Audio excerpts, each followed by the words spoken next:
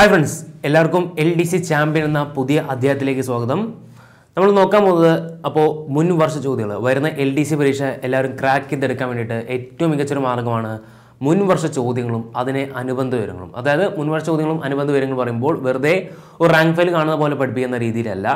ഒരു ചോദ്യം, അതിൻ്റെ 4 ഓപ്ഷൻ, അതിനെപ്പറ്റി ചോദിച്ച കാര്യങ്ങൾ, PSC ചോദിച്ച കാര്യങ്ങളാണ് നമ്മൾ പറയുന്നത്. ഒരു ചോദ്യം എടുക്കാൻ 4 ഓപ്ഷനെ പറ്റിയും അതിൻ്റെ PSC ചോദിച്ച കാര്യങ്ങളാണ് നമ്മൾ നോക്കാൻ പോകുന്നത്. അപ്പോൾ മുൻവർഷ ചോദ്യം ആസ്പദമാക്കിയിട്ട് പഠിക്കുമ്പോൾ നമുക്ക് ഒരു കാരണവശാലും ആ ചോദ്യം തെറ്റുകയില്ല. അതിൻ്റെ അനുബന്ധ വിവരങ്ങൾ പഠിക്കുമ്പോൾ മികച്ച ഒരു റാങ്ക് ഫയലിനെക്കാട്ട് നമുക്ക് ഉത്തരം എഴുതാനും സാധിക്കും. ഏതൊരു റാങ്ക് മേക്കിംഗ് ചോദ്യം വന്നാലും ഏത് ഭാഗത്തും ചോദ്യം വന്നു നമുക്കറിയാം, കൃത്യമായിട്ട് മനസ്സിലാക്കാൻ പറ്റും. ഓപ്ഷൻസ് ഏതൊക്കെയാണെന്നെല്ലാം കൃത്യമായിട്ട് മനസ്സിലാക്കാൻ സാധിക്കും. അപ്പോൾ ആ രീതിയിലാണ് ഇനി മുൻവർഷ ചോദ്യങ്ങളെ ആസ്പദമാക്കിക്കൊണ്ടുള്ള ക്ലാസ്സിൽ നൽകുന്നത്. 2017, 18, അതുപോലെ തന്നെ 16, 15 അങ്ങനെ 2011 ശേഷമുള്ള എല്ലാ പ്രീവിയസ് ക്വസ്റ്റ്യൻസ് പേപ്പറും അനലൈസ് ചെയ്തുകൊണ്ട് അതിലെ ചോദ്യങ്ങൾ എടുത്തുകൊണ്ടുള്ള വിശകലനമാണ് നമ്മൾ നടത്താൻ പോകുന്നത്. അപ്പോൾ നമുക്ക് 2018 ഈ ഏറ്റവും ഒടുവിൽ നടന്ന ഒരു ലൈറ്റ് കീപ്പറിൻ്റെ എക്സാമിനേഷൻ ഉണ്ടായിരുന്നു. അതിലെ ചോദ്യങ്ങളാണ് നമ്മൾ ആദ്യം നോക്കുന്നത്. അപ്പോൾ അതിലെ GK ചോദ്യങ്ങളും അതിൻ്റെ വിശകലനമാണ് നമ്മൾ ഈ ഒരു വീഡിയോയിലൂടെ നോക്കാൻ പോകുന്നത്. ഫസ്റ്റ് ക്വസ്റ്റ്യൻ നമുക്ക് നോക്കാം. കേരളത്തിലെ അശോക ചക്രവർത്തി എന്നറിയപ്പെടുന്ന രാജാവ് ആര്? കേരളത്തിലെ അശോക ചക്രവർത്തി എന്നറിയപ്പെടുന്ന രാജാവ് ആര് എന്നാണ് ചോദ്യം. 4 ഓപ്ഷൻ കൊടുത്തിട്ടുണ്ട്. ധർമ്മരാജ, മാർത്താണ്ഡവർമ്മ, വരഗുണൻ, രവി കേരളവർമ്മൻ എന്ന 4 ഓപ്ഷൻ അവിടെ കൊടുത്തിട്ടുണ്ട്. ഇതിലെ കേരളത്തിലെ അശോക ചക്രവർത്തി എന്നറിയപ്പെടുന്ന രാജാവ് ആര് എന്നാണ് ചോദിച്ചിരിക്കുന്നത്. ധർമ്മരാജ, മാർത്താണ്ഡവർമ്മ, വരഗുണൻ, രവി കേരളവർമ്മൻ എന്ന 4 ഓപ്ഷൻ തന്നിട്ടുണ്ട്. ഇത് 2018 ലൈറ്റ് കീപ്പറിന്റെ ചോദ്യമാണ്.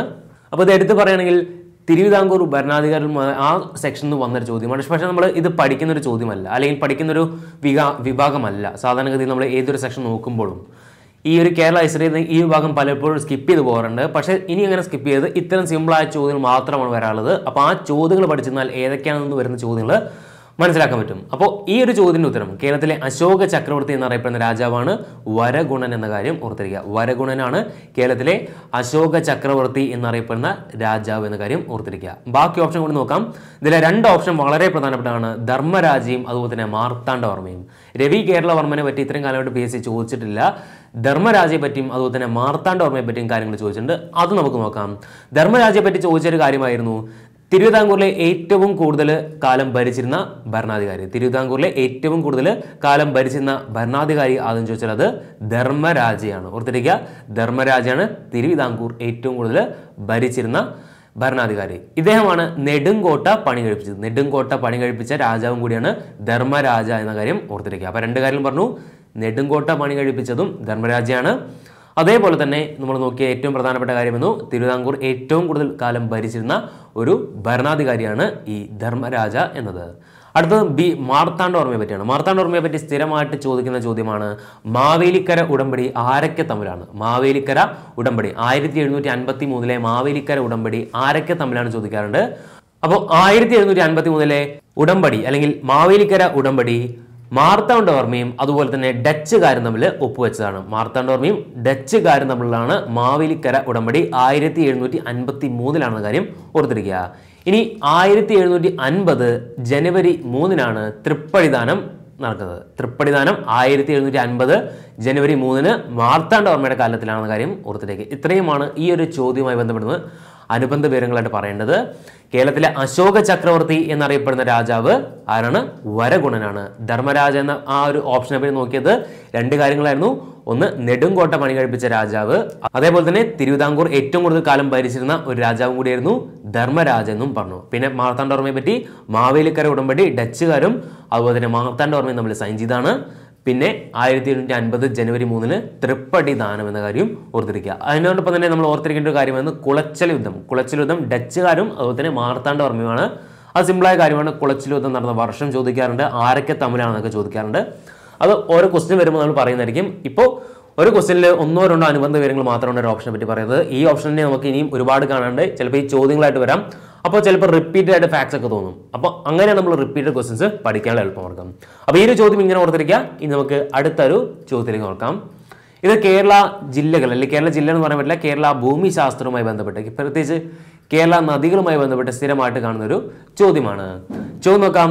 തൂതപ്പുഴ ഏത് നദിയുടെ പോഷക നദിയാണ്? തൂതപ്പുഴ ഏത് നദിയുടെ പോഷക നദിയാണ് എന്നാണ് ചോദ്യം. 4 ഓപ്ഷൻ അവിടെ കൊടുത്തിട്ടുണ്ട്. പെരിയാർ, ഭാരതപ്പുഴ, പമ്പ, ഭവാനി. പെരിയാർ, ഭാരതപ്പുഴ, പമ്പ, ഭവാനി എന്ന് പറയുന്ന 4 നദികളുടെ പേരാണ് കൊടുത്തിട്ടുള്ളത്. അപ്പോൾ ഭാരതപ്പുഴ അല്ലെങ്കിൽ നിള എന്നൊക്കെ അറിയപ്പെടുന്ന ആ ഒരു നദിയുടെ ട്രിബ്യൂട്ടറി അല്ലെങ്കിൽ ഒരു പോഷക നദിയാണ് തൂതപ്പുഴ എന്ന കാര്യം ഓർത്തിരിക്കുക. തൂതപ്പുഴ ഭാരതപ്പുഴയുടെ ഒരു പോഷക നദിയാണെന്ന കാര്യം ഓർത്തിരിക്കുക. അതേപോലെ തന്നെ പെരിയാർ നദിയെ പറ്റി ഏറ്റവും കൂടുതൽ ചോദിച്ച കാര്യം, ഏറ്റവും കൂടുതൽ ജലവൈദ്യുത പദ്ധതികൾ ഉള്ളത് ഏത് നദിയാണെന്ന് വെച്ചാൽ പെരിയാർ നദിയാണ്. കേരളത്തിലെ ഏറ്റവും കൂടുതൽ ജലവൈദ്യുത പദ്ധതികൾ ഉള്ള നദിയാണ് പെരിയാർ നദി. അതേപോലെ തന്നെ കേരളത്തിലെ ഏറ്റവും വലിയ നദിയാണ് പെരിയാർ. കേരളത്തിലെ ഏറ്റവും വലിയ രണ്ടാമത്തെ നദിയാണ് ഭാരതപ്പുഴ. കേരളത്തിലെ ഏറ്റവും വലിയ നദി പെരിയാർ. അവിടെയാണ് ഏറ്റവും കൂടുതൽ ജലവൈദ്യുത പദ്ധതികൾ ഉള്ളത്. ഏറ്റവും കൂടുതൽ പെരിയാർ ഒഴുകുന്നത് 2 ജില്ലകൾ കൂടിയാണ്. അത് ഇടുക്കിയും എറണാകുളമാണെന്ന കാര്യം ഓർത്തിരിക്കുക. ഇടുക്കി, എറണാകുളം എന്ന 2 ജില്ലകൾ കൂടിയാണ് പെരിയാർ എന്ന നദി ഏറ്റവും കൂടുതൽ ഒഴുകി സഞ്ചരിക്കുന്ന കാര്യം ഓർത്തിരിക്കുക. പെരിയാറിലാണ് കേരളത്തിലെ ഏറ്റവും വലിയ അണക്കെട്ടായ ഇടുക്കി അണക്കെട്ട് സ്ഥിതി ചെയ്യുന്നത്. പെരിയാർ നദിയിലാണ് ഇടുക്കി അണക്കെട്ട് സ്ഥിതി ചെയ്യുന്ന കാര്യം ഓർത്തിരിക്കുക. സി ഓപ്ഷനായ പമ്പയെ പറ്റി, കേരളത്തിന്റെ പുണ്യനദി എന്നറിയപ്പെടുന്നത് പമ്പയാണ്. കേരളത്തിലെ പുണ്യനദി എന്നറിയപ്പെടുന്നത് പമ്പയാണ്. പമ്പ നദിയിലാണ് ശബരിഗിരി വൈദ്യുത പദ്ധതി. ശബരിഗിരി പദ്ധതി പമ്പയിലാണെന്ന കാര്യം ഓർത്തിരിക്കുക. അതേപോലെ തന്നെ മാരമോൺ കൺവെൻഷൻ നടക്കുന്നത് ഏത് നദീ തീരത്താണ് ചോദിച്ചാൽ അത് പമ്പാ തീരത്താണെന്ന കാര്യം ഓർത്തിരിക്കുക. മാരമോൺ കൺവെൻഷൻ പമ്പാ തീരത്താണെന്ന കാര്യം ഓർക്കുക. ഡി ഓപ്ഷനായ ഭവാനി എന്ന നദിയെ പറ്റി ഇത്രയും കാലം ചോദിച്ചത് കിഴക്കോട്ടൊഴുകുന്ന നദി. കേരളത്തിൽ കിഴക്കോട്ടൊഴുകുന്ന 3 നദികളിലെ ഒരു നദിയാണ് ഭവാനി. ബാക്കി 2 നദികളൊക്കെ അറിയാം. ഒന്ന് കബനി, അതുപോലെ തന്നെ പാമ്പാർ. കബനി, പാമ്പാർ, ഭവാനി എന്ന് പറയുന്ന 3 നദികളാണ് കിഴക്കോട്ടൊഴുകുന്ന കേരളത്തിലെ 44 നദികളിലെ 3 നദികൾ. ബാക്കി 41 നദികളും പടിഞ്ഞാറോട്ടാണ് ഒഴുകുന്നത്. അതിൽ തന്നിരിക്കുന്ന ഓപ്ഷനിൽ ഭവാനി മാത്രമാണ് കിഴക്കോട്ടൊഴുകുന്ന നദി. ആ ഒരു പോയിന്റ് എന്തായാലും കൃത്യമായിട്ട് പഠിച്ചിരിക്കുക. അപ്പോൾ നമ്മുടെ ചോദ്യം ഇതായിരുന്നു, തൂതപ്പുഴ ഏത് നദിയുടെ പോഷക നദിയാണെന്നാണ്. അപ്പോൾ ഭാരതപ്പുഴയുടെ പോഷക നദിയാണ് തൂതപ്പുഴ എന്ന് നമുക്ക് ലഭിച്ചു. ഇനി അടുത്തത് എക്കണോമിക്സ് അല്ലെങ്കിൽ ഇന്ത്യൻ സാമ്പത്തിക ശാസ്ത്രവുമായി ബന്ധപ്പെട്ട് പ്രത്യേകിച്ച് ബാങ്കിങ് മേഖലയിൽ നിന്ന് വന്ന ഒരു ചോദ്യമാണ്. ചോദ്യം നോക്കാം. കേരളത്തിലെ ആദ്യത്തെ സ്വകാര്യ ബാങ്ക് ഏത്? കേരളത്തിലെ ആദ്യത്തെ സ്വകാര്യ ബാങ്ക് ഏത് എന്നാണ് ചോദ്യം. അവിടെ 4 ഓപ്ഷൻ കൊടുത്തിട്ടുണ്ട്. International bank, chartered bank, Nedungadi bank, imperial bank. Nedungadi bank, imperial bank, chartered bank, international bank 4 option അവിടെ കൊടുത്തിട്ടുണ്ട്. ഇതിൽ കേരളത്തിലെ ആദ്യത്തെ സ്വകാര്യ ബാങ്ക് ഏതെന്നാണ് ചോദ്യം. അപ്പോൾ എല്ലാവർക്കും പറയുന്ന ഉത്തരമാണ് അപ്പു നെടുങ്ങാടി ആരംഭിച്ച നെടുങ്ങാടി ബാങ്കാണ് കേരളത്തിലെ ആദ്യത്തെ സ്വകാര്യ ബാങ്കായിട്ട് അറിയപ്പെടുന്നത്. അപ്പു നെടുങ്ങാടി ആരംഭിച്ച നെടുങ്ങാടി ബാങ്കാണ് കേരളത്തിലെ ആദ്യത്തെ സ്വകാര്യ ബാങ്ക് എന്ന പേരിൽ അറിയപ്പെടുന്നത്. ബാക്കി ഓപ്ഷനായ ഇമ്പീരിയൽ ബാങ്ക് വളരെ പ്രധാനപ്പെട്ട ഒരു ഓപ്ഷനാണ്. ഇമ്പീരിയൽ ബാങ്കിന്റെ മറ്റൊരു പേരാണ് SBI, state bank of India എന്ന് പറയുന്ന ആ SBI ആയിരുന്നു ഇമ്പീരിയൽ ബാങ്ക് എന്ന് പണ്ട് കാലങ്ങളിൽ അറിയപ്പെട്ടിട്ടുണ്ടായിരുന്നത്. 1921 ഇമ്പീരിയൽ ബാങ്ക് രൂപീകരിച്ചത്. അത് 1955 SBI എന്ന പേരിലായിട്ട് മാറിയത്. 1955 SBI മാറി. 1921 ഇമ്പീരിയൽ ബാങ്ക് ആയിരുന്നു. അതാണ് SBIയുടെ പഴയ പേര്. പിന്നെ SBIയുമായി ബന്ധപ്പെട്ട് 2-3 കണക്റ്റഡ് ഫാക്ട്സ് പറയാം. SBI നമ്മുടെ കേരളത്തിൽ ആദ്യമായിട്ട് അല്ലെങ്കിൽ ഇന്ത്യയിൽ ആദ്യമായിട്ട് ചലിക്കുന്ന ATM അല്ലെങ്കിൽ ഫ്ലോട്ടിംഗ് ATM ആദ്യമായിട്ട് കൊണ്ടുവന്നത് SBI ആണ്. സ്റ്റേറ്റ് ബാങ്ക് ഓഫ് ഇന്ത്യ ആണ് ചലിക്കുന്ന ATM ആദ്യമായിട്ട് കൊണ്ടുവന്നത്. അത് എവിടെയാണ് ചോദിക്കാം, ഏത് ജില്ലയിലാണ് ചോദിക്കാം. എറണാകുളം ജില്ലയിലെ വൈപ്പിനടുത്തുള്ള ഒരു ജങ്കാർ ബോട്ടിനടുത്താണ് ഈ ഒരു ATM സ്ഥാപിച്ചിട്ടുള്ള കാര്യം ഓർത്തിരിക്കുക.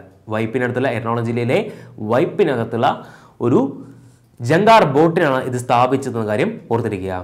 അപ്പോൾ ഇമ്പീരിയൽ ബാങ്ക് ആയിരുന്നു SBI എന്ന് പറഞ്ഞു. പിന്നെ കേരളത്തിലെ ഇന്ത്യയിലെ ഏറ്റവും വലിയ പൊതുമേഖലാ വാണിജ്യ ബാങ്കാണ് SBI. ഇന്ത്യയിലെ ഏറ്റവും വലിയ പൊതുമേഖലാ വാണിജ്യ ബാങ്ക് കൂടിയാണ് SBI അല്ലെങ്കിൽ സ്റ്റേറ്റ് ബാങ്ക് ഓഫ് ഇന്ത്യ എന്ന കാര്യം ഓർത്തിരിക്കുക. ഇത്രയുമാണ് ഈ ഒരു ചോദ്യവുമായി ബന്ധപ്പെട്ട് നമുക്ക് ഓർത്തിരിക്കേണ്ട കറണ്ട് ഫാക്ട്സ്. കേരളത്തിലെ ആദ്യത്തെ സ്വകാര്യ ബാങ്കാണ് നെടുങ്ങാടി ബാങ്ക്. അപ്പു നെടുങ്ങാടിയാണ് അത് ആരംഭിച്ചെന്ന കാര്യം ഓർത്തിരിക്കുക. ഇമ്പീരിയൽ ബാങ്കിനെ പറ്റി പറഞ്ഞു, അത് SBI ആയിരുന്നു. 1921 ഇമ്പീരിയൽ ബാങ്കായി.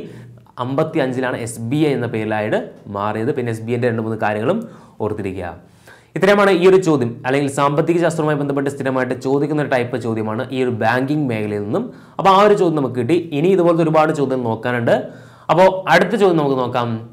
ഭൂപരിഷ്കരണ നിയമം നടപ്പിലാക്കിയ കേരള മുഖ്യമന്ത്രി. ഭൂപരിഷ്കരണ നിയമം നടപ്പിലാക്കിയ കേരള മുഖ്യമന്ത്രി ആര് എന്നാണ് ചോദ്യം.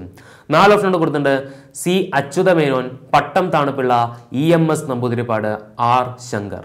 ഈ 4 ഓപ്ഷനിൽ 3 ഓപ്ഷൻ വളരെ പ്രധാനപ്പെട്ടാണ്. 3ഉം സ്ഥിരമായിട്ട് ചോദിച്ചു വരുന്ന ചോദ്യങ്ങളാണ്. അപ്പോൾ ഇതിന്റെ ഉത്തരം നമുക്ക് നോക്കാം. ഭൂപരിഷ്കരണ നിയമം അല്ലെങ്കിൽ ലാൻഡ് റിഫോംസ് ആക്ട് നടപ്പിലാക്കിയ കേരള മുഖ്യമന്ത്രിയാണ് സി അച്യുതമേനോൻ. സി അച്യുതമേനോനാണ് ഭൂപരിഷ്കരണ നിയമം നടപ്പിലാക്കിയെന്ന കാര്യം ഓർക്കുക. ബാക്കി രണ്ട് ഓപ്ഷൻ EMS നമ്പൂതിരിപ്പാടിനെ പറ്റിയും ആർ ശങ്കറിനെ പറ്റിയും ചോദിക്കുന്ന കാര്യങ്ങളാണ്.